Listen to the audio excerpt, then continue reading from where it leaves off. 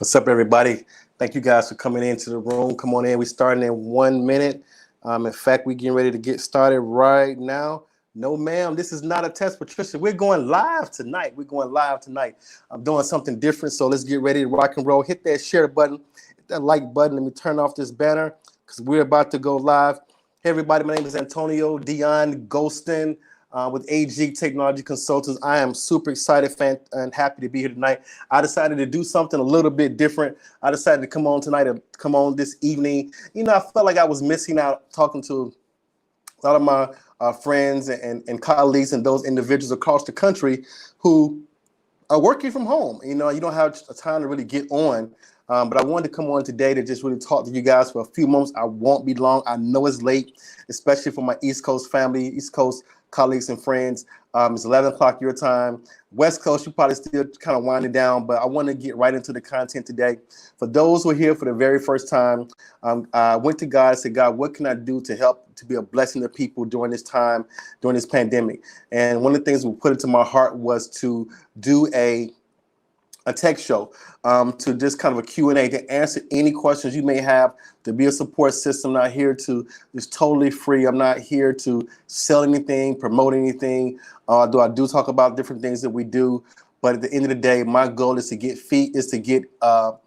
to answer questions. I get a lot of calls off the air. A lot of calls come in through text, email, asking for questions. I got a call just earlier today from a gentleman, a friend I met this summer. So I was able to help him out. So just a blessing and be a blessing to people. That's what I'm here to do. So let's get right into this. Not going to be here long, as I said. I'm going to try to be as concise as possible. But do me a favor before we get started. I do need you guys to like this, share, comment, like, share, comment. Now here, we're going to do something very, very special tonight. This week, for every person that shares, but you must put your name. You must put your name in the comments so that I can go back and retrieve them, because I can't always see the comments that you put on the screen. For every person that share this live, whether it's through the replay or whether it's through the live, ladies and gentlemen, you're going to be entered into a drawing to receive a free Echo Dot. You got it. You heard me. I said it. I'll say it again. A free Echo Dot. Now, what is the show about today? But you got to put your name in a comment. If you don't put your name in a comment, it does not apply. Although you hit the share button, because I can't always see, the privacy settings does not allow me to always see the individuals who shared. Are you guys hearing me? So you got to put the comments in there. So let's get right into it today. I'm going to talk about 10 common tech questions. Now, for those who aren't earlier today, I'm changing up just a little bit. Went back, thought about it a little bit. So I'm going to change it up just a little bit here. So bear with me. Well, not bear with me, but 10 common tech questions. Again, 10 common tech questions, and I'm going to answer those questions for you guys. If you have any question you want to ask, put it in the comments, send me a DM. I'm going to answer those questions for you. So question number one, and that is, how do I keep my laptop's battery?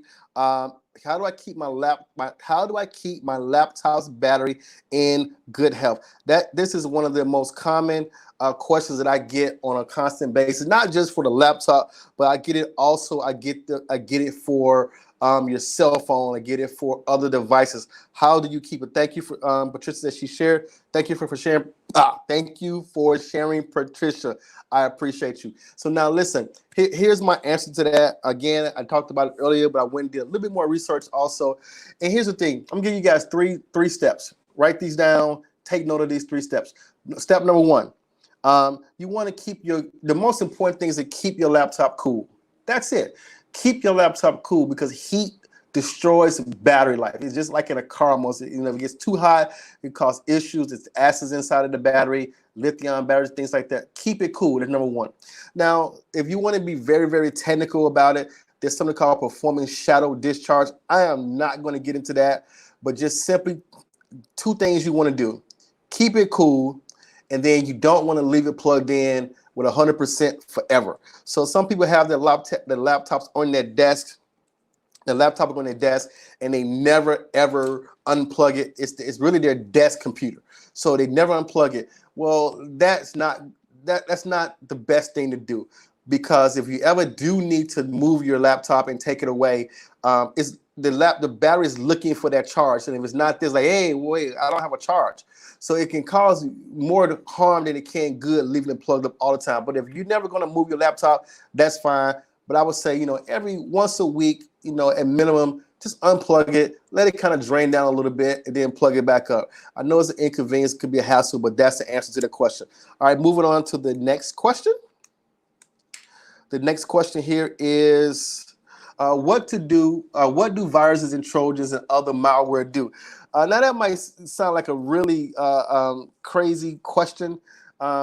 People may ask, but trust me, people really don't know. They don't really fully understand exactly what a virus or Trojan. And guess what? The truth of the matter is, heck, I don't really know all the stuff it does either. Why? Because every single day, criminals are coming out with other things and figuring out other ways to do stuff. But here's a short version of what do virus Trojans do. Here's how I'm gonna answer that question to you today. It's kind of like compared to your body, and compared to your body, right? If you get a virus or you kind of have symptoms of a virus and things happening in your body, your immune system is kind of compromised. You run it. You may not be completely down, but guess what? You may be running at 50%. You may be running at 25%. You're moving, but you're not functioning at the best possible optimal performance. Well, that's kind of how a virus is on your computer. Sometimes it can lay dormant for years, months, and never resurface itself, because depending on how the programmers did it. So I'm going to talk about what do you do if you get malware, if you get viruses. I'm going to talk about that in another question, but here's the bottom line, ladies and gentlemen. You want to keep your computer clean. You want to keep your computer protected. So they go in to answer questions specifically. The viruses can just wreck your whole operation. It could cause your computer to crash. It could corrupt your files. So it's a lot of things that it does that's very technical, but you don't want it, so you want to try to stay away from it. So that's a question I get a lot. I don't know if I answered the question or not, but hey, don't judge me. All right, number 8. How often? Let's see. I have any questions here. How often? Hey, Asenta. How often? That's my wife. How often should I back up? You guys ready for this question? I'm gonna hit it real quick and I'm gone. How often should you back up? Every time you hit a keystroke on your computer, you should be backing up. Now, we know that that's not possible. It's not possible under no circumstances for you to back up every time you hit the button. I'm reminded of a story that I heard recently. It talked about Jesus and the devil, and they were in a competition. Crazy, I know. Don't judge the story. Just listen to it. They were in a competition, and they was doing some things. Had to put a presentation together to present to God, and the devil was doing his presentation. I mean, he was rocking out. I mean, he had a bomb presentation. Jesus was just doing his thing. He calm, cool, and collected, so he don't worry about nothing. So all of a sudden, hey, the power went out, and when the power went out, guess what? The devil lost all of his stuff. So when the computer came back on, he couldn't find his files. So Jesus obviously went, and his stuff was there. He presented his proposal, his presentation. He won. What's the moral to the story? He said, the devil said, God, what happened? Why is it that my stuff was lost and Jesus' stuff wasn't? And God looked at the devil, and then blinked an eye, looked at the devil and said, because Jesus saves. Hey, don't judge me. Just laugh at it. All right. Jesus says, so how often should you back up? You should back up, ladies and gentlemen, as much as you can think about it. But that's the issue, because if you have to think about doing the backups, then guess what? It's not an effective backup solution. So you want to have a solution that's kind of more like real time, that's at least backing your stuff up every hour. My stuff is backed up. Every time I hit the save button, my files are automatically backed up to my various cloud-based services, so I got redundancy in place. But if you don't have that in place, you need to contact us. You need to contact your IT professional, because you need to make sure you have a backup system in place that you don't have to think about. The old days of having to put your flash drives in and save stuff, that's obsolete. You got to have a system in place that's going to do it for you. And I said I was not going to stay that long. And how did y'all let me do that? Because I told that Corny joke. All right, number 7. Do I really need to eject USB drives? Yes. Yes.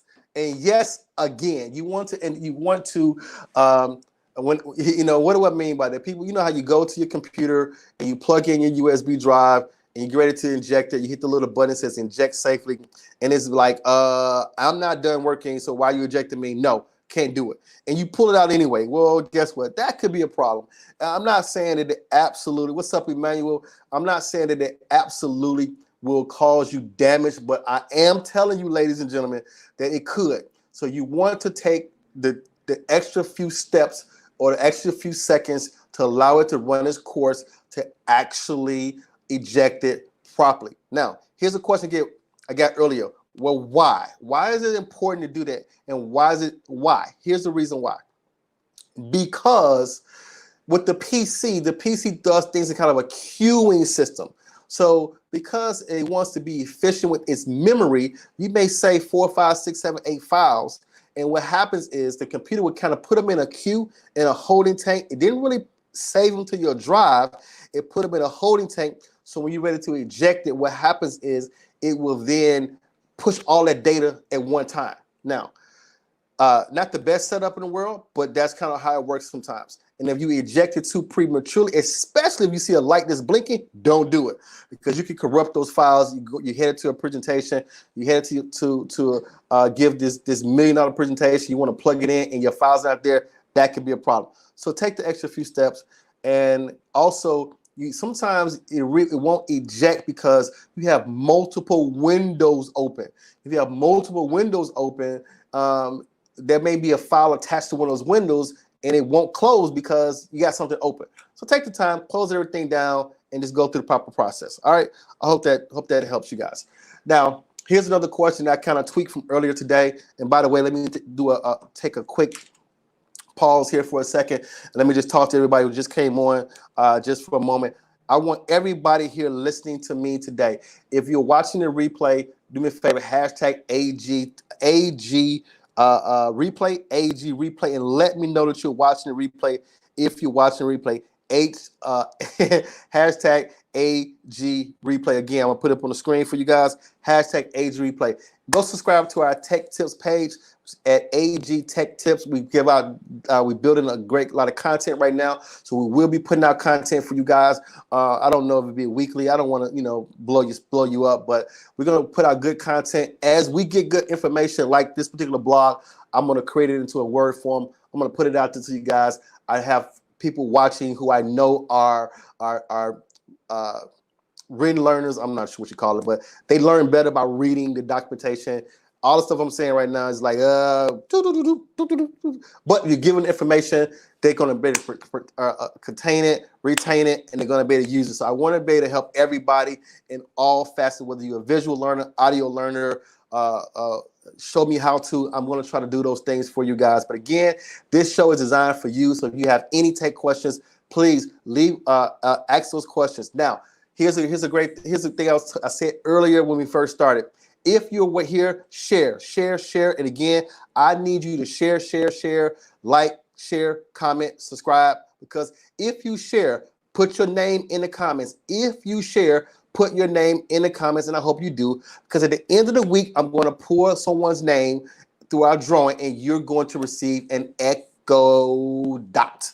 I said it. Say it again. Echo Dot. Yep. Echo Dot. All right, let's get back to the content. Ready, set, go. No, not go. Now go. All right. I get a ton of emails. How can I manage my inbox better? That's the $1 million question. Well, I'm going to give you guys, obviously, there are a lot of spam filters. There are a lot of ways you can do it using Outlook. You can control the way the data come in. You can you can have things go straight to folders. But let's face it, we have a challenge sometimes. Even right now, we have a challenge managing our inbox, let alone trying to manage 4 or 5 other different folders within our inbox. So sometimes that's not all for me. That's not always the best thing to do. Here's one of the simplest solutions. Here's one of the simplest solutions that I have come up with over the years for myself personally. And like everybody else, I have thousands and thousands of emails. I get hundreds of emails a day. So here's something that I actually, wrong screen, something I actually do. Because I have a professional email. My email is support@agtechsupport.net. So basically, I don't subscribe to any, I'm going to repeat it again, I don't subscribe to any newsletters, all that stuff on my professional email. So because once you start subscribing to those things, you give out the information, eventually you're going to start getting flooded. So I keep a separate email for all of the stuff that I want to get. People say, well, what's your email?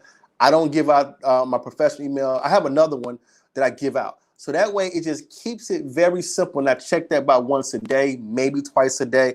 I check that. But anything that's professional and important that I need to get, I'm going to put it on support@agtechsupport.net. That's our company. In fact, that's our company-wide email address, so that it's managed by multiple sources, manage the inbox. But that's one of the things that I do. I'm gonna have a Gmail account, so it's something that's personal, not business. As it's personal, I send everything to my Gmail. Now, Gmail does a pretty good job. Now, I'm not endorsing. Well, yes, I am. I'm not. I don't like Yahoo. So sorry. Hey, my personal opinion. I didn't say you had to like it. I don't really like. I'm not a big fan of Yahoo. Gmail over the years has done a much better job, in my personal opinion, but done a much better job in managing their inbox. And they have something now, they just came out with about 3-4 years ago, where it actually takes an email and then identify whether it's a promotion, whether it's social media, whether it's social media, promotions and updates. And it actually is very, very accurate. So I know for me, it's easy if I'm looking for a update, like for example, password reset, which I send a lot of stuff to that email for password reset. So when I go to the email, I know to go to the updates tab. Okay, to go to the updates tab, and in the updates tab, then I can always typically find it right away. So I love that particular concept. Now, the last thing I'll say about email, if you really are, if you're in a company, they have professional spam filtering software that you pay for that really is very detailed. You configure it. And I have several clients that use this where they pay a little extra fee, $20, $30, $40 a year. And what happens is all the email that's dictated, that's monitored as spam goes into a holding pattern, and they get an email at the end of the day with everything categorized. Now, they like it, they love it, because they rather look at one email and determine whether it's spam or not, and then they can click a button, yes, spam, no spam, and the system is intelligent enough to start monitoring and learning what domains and things. Again, I don't want to get too far into it, but there are services that cost you less than $50 a year that can severely control the number of emails you get that is not legitimate email. So again, for those coming on, if you share, do me a favor and click the share. So look, I have 3 shares, but I only see one person that actually said that they shared. So again, if you share and you want to be entered into the drawing, do me a favor, put your name in the comments. All right, ladies and gentlemen, let's move on to the next one. Number 5, what happens when I suspect I have a virus? I promise y'all, I'm gonna get big on the screen with this one. I promise you. You hear me? I promise you. I ain't gonna be long on this one. What happens? One more time. What happens when I suspect I have a virus? That's a question that I get. That's a commentate question. Here's your answer. Ready? Call somebody. Quickly. Call somebody. Stop using your computer. If you really think you got a virus, I'm not talking about it's running funny, but if it's something went haywire, all of a sudden you type in Google and you go to some porn site, you go to your company website, and all of a sudden you got 50 pop-ups, you got a virus, immediately turn your computer off, shut it down from the internet, and call a professional. If you don't have a professional, I think I know somebody that might be helpful, that may be able to help you out. some number 708-483-4823. You might be able to call them, and they might be able to help you out. I think their name is AG Technology Consultant. I don't know. They might be pretty good, but give them a call. So you want to actually call somebody right away because you want to stop the bleeding as quick as possible, because if you don't stop the bleeding, it can cost you a lot of money, and ultimately you may have to wipe out all of your data if you don't have a backup. All right, so let's have a little fun, you guys. Look, it's late, so I figure I have some fun. All right, I gotta get out of here, so I can't be long no way. So let's have a little bit of fun. All right, you ready? Here's a joke. Let me take this off the screen. So, hello, my computer won't stop restarting. The text says, "Have you tried a reboot?" I don't know. It was funny to me. I don't care if y'all don't laugh. All right, whatever. Forget y'all. I love y'all too. All right. Restart. Have you guys ever seen this screen pop up? All right, restart your computer to finish installing, and you be like, postpone, because like the lady said, y'all know the story. The lady got famous for the line, "Ain't nobody got time for that." I wish the Cynthia was on here. Unfortunately, she had surgery today. Babe, what is up with you with this emergency surgery? You go in the doctor for one thing, and you hold on. Let me come back to the screen. Let me come back in this shot. I hope she's listening. She go to the doctor or the hospital for one thing. She just texted me, "I'm in trouble. I'm supposed to be home by now, taking some food, and I'm in trouble. So I gotta hurry up now, because y'all done got me in trouble. So I can't even do my joke now. I gotta go and get going because I can't do my joke. Anyway, y'all know the story. Ain't nobody got time for that. But yeah, you need to have time for it, because again, I can't get too far into it, because now I gotta go home quickly. So did a restart really fix the issue? I get this question. I get this question a lot. They'll say, "Hey, all you really do was restart my computer?" And my answer is yes. Why? Because your computer is much like your body. And it needs to be, unlike your body, you need 8 to 10 hours or 4 or 5 hours or whatever you need to sleep. Sometimes computer just needs to restart to give it time to process some of the updates in order to put them to install them in a proper locations within a software bed. So it needs that time away from you trying to send out 50,000 emails or watch a movie or whatever the case may be. It needs that time without you doing anything. And in computer world, it could be nanoseconds, not hours, not days. Be nanoseconds, but it need that time. And sometimes there are things going on with the computer. The memory has gotten overloaded, and you need to just really, really give it a fresh start. And again, it doesn't mean you have to necessarily have the computer off for hours. It can be off for literally 30 seconds. It can be off for 1 minute.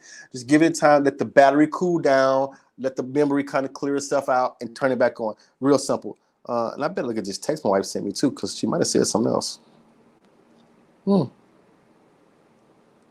Did I say 9 o'clock back? I said I was going. Oh, okay. All right. Well, I apologize. Can y'all help me apologize to my wife?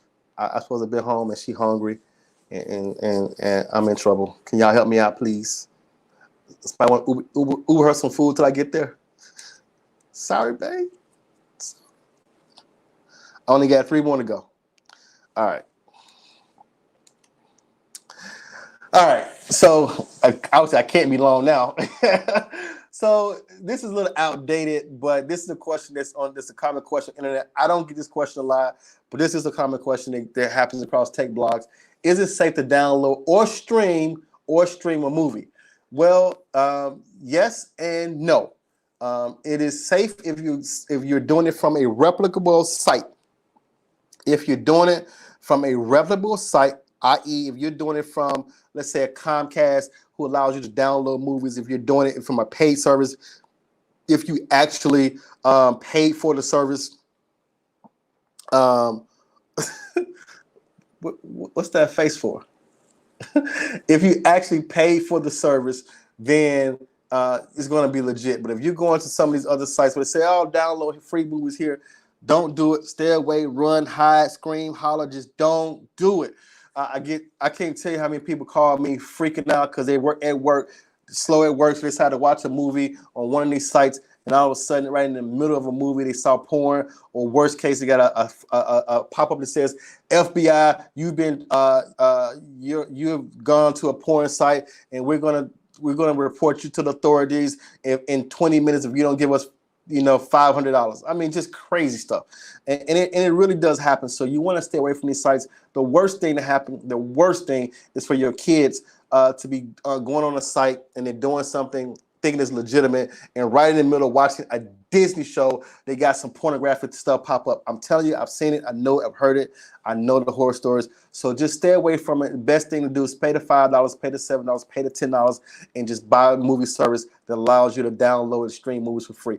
I'm not telling you what you can and cannot do. You're grown, but I'm just saying I've seen nightmares, and I don't want you to have that type of issue or have to call and pay us to or someone to actually get your stuff back. Number two, I restarted. Now I have a black screen. Again, for those who are, that's the next question. For those who are coming on, do me a favor, share this out with everybody in your database. Share this out. Go subscribe to our AG Tech Tips page. Go subscribe to our AG Tech Tips page. Also, go like our AG Technology Consultants Facebook page. And if you're watching the replay, hashtag AG Replay. Thank you guys for rocking with me on this late night. Those out on the East Coast, I appreciate you so much. Those out on the West Coast, I appreciate you giving me some of your dinner time. All right, number two, we got one more to go. I restarted. Now I have a black screen. I get that. This is probably one of the it's the second, probably number one second question I get often. I get it quite a bit. Sometimes people say, they give me a call and say, "Hey, Antonio, I was literally just on my computer. And I restarted my computer because it was running a little funny. Whatever the case may be, I restarted it like you told me to do, and now I got a black screen." The first thing I'm going to ask, the first question I'm going to ask is going to be, do you have a flash drive or USB drive plugged into your computer? Did you plug anything in recently? And 9 times out of 10, they'll tell me, yeah, I was saving my documents to my flash drive, and now checking something here.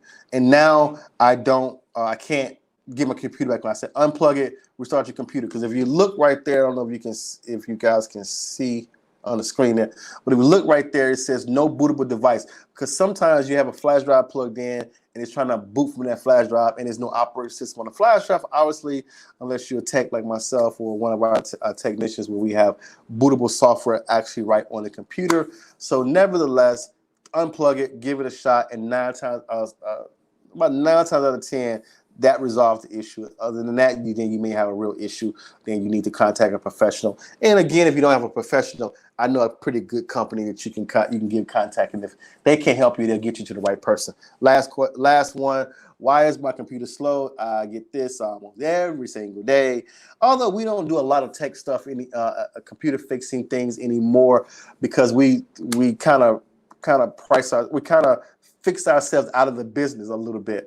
We went from a break-fix model in our company to a preventative maintenance model, where we provide software and solutions to keep your computer running at optimal speeds. At optimal speeds. The majority of the time, unfortunately, we can't control user error. And I'm not saying you did something wrong, but I am saying you did something wrong. But we can't. We try to prevent problems from happening before the problems actually take place. So we don't get a lot of issues like this, because we can identify and troubleshoot whether or not it's a memory issue, whether or not your computer hard drive is filling up. We can identify multiple issues on a daily basis, because we have software running behind the scenes that's very transparent to you, and we're able to identify and tell you what's going on before you even realize it yourself. But there's a lot of factors that go into why computers running slow. It could not just be your computer. It could not be your computer always. It could be a slow internet source. It also could be, it could actually be the fact that the server that your work server is running, so it's overloaded. It's so many different factors. But if you just give us a call, or you contact IT professional, they ask you 2 or 3 questions, and they can identify fairly quickly whether your computer is actually running slow, or you just got 50,000 windows open and you got 10,000 tabs open on your Internet Explorer or Google Chrome or Firefox browser, and you don't have no memory left. You only got 4 gigs of memory in the first place, which is not enough. So in other words, you got all this stuff open, and yes, it's a bonus tip. That stuff does matter. Here's the quickest. Here's the simplest solution. Lord, I'm really in trouble.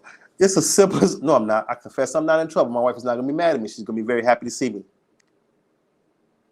Okay, so here's one of the quickest, the simplest tests to do. Restart your computer. If your computer starts very slow, then we probably have an issue going with your computer. If your computer starts super fast and it doesn't make you uncomfortable yet, where you have to walk away, get a drink of water like this, get a drink of water, come back and it's still booting. If that's not the case, then we need to troubleshoot some other things. But if it's taking a long time to start up, then chances are you may have a hardware issue. So with that being said, I was on the phone today. That was actually, babe, that's kind of, well, it doesn't really matter. It doesn't matter. I should have been home. But the bottom line is, I was talking to a Comcast representative, actually a manager. I can't say his name because I can't disclose information, get him in trouble. But I've been noticing that with Comcast, with the modems, the wireless device and the modular inside of the Comcast modem has been going bonkers. Mine actually went out Friday. Mine went out Friday. Called, got it correct, got some things corrected, but it still was going bonkers. They shipped me a new one. I had to do that with another client, Dr. Bass. She had a same issue. Her wireless was going bonkers, and they got her a new modem, so things did improve a bit with her situation, quite a bit actually with her situation, but so I'm finding out that that's an issue. So if you're having issues with your wireless, you never had issues really before, you want to contact them, ask them to check your wireless modular inside of your Comcast box, or give me a call. I'll give you the right language, because I'm finding out that from the inside source that those boxes are being overloaded and they're burning out those modulars inside these boxes. So therefore they're shipping them out left and right because they're being burned out because all of the extra bandwidth that is being attached to it. Well, ladies and gentlemen, I'm going to get out of here. I appreciate you guys rocking with me on this late night. And if God delays his coming, I'll be back tomorrow. I'll see you guys tomorrow with all new first content. We're going to have guests coming on. Remember, like this, we watch the replay, hashtag AG replay, hashtag AG replay. Show me some love. Give me some feedback. If you have any feedback whatsoever, anything that you can share, do me a favor and share share the feedback so I can get better. And I'm going to put this up on the screen. I did not do it. I'm going to put it up on the screen now. And I'm really being stretched with this one. I'm really being stretched. But this bless you guys at all, if you want to contribute to the show, just to help us help us to continue to do what we do. Obviously, Facebook is free. Some of the software we're using does cost money. But if you want to be a blessing, this is totally free. I'm not soliciting I'm not asking for any type of no denomination number. But if you want to be a blessing, God put it in my spirit today to put my Cash App up. Cash App $ AntonioGholston. If you want to. Make sure I get a business one as well. But if you want to just be a blessing to our show, by all means, if to help you out at all, if you want to be a blessing, $1, whatever the case may be, I think that's the minimum. Feel free to do so. You definitely can be a tax write-off for you for business. But again, I'm not going to get too into that. I just want to say, love you guys. Thank you guys so much. This is episode, what episode was this? I forgot. 28, I think it was. I'm not sure. See you tomorrow. And guess what? I love you. It ain't nothing you can do about it. So we ain't going to survive this thing. We're going to come out of this thing thriving. As I always like to end it by saying these words here. I ain't going to see you at the top. I'm going to see you over the top on the beaches of the world. See ya tomorrow.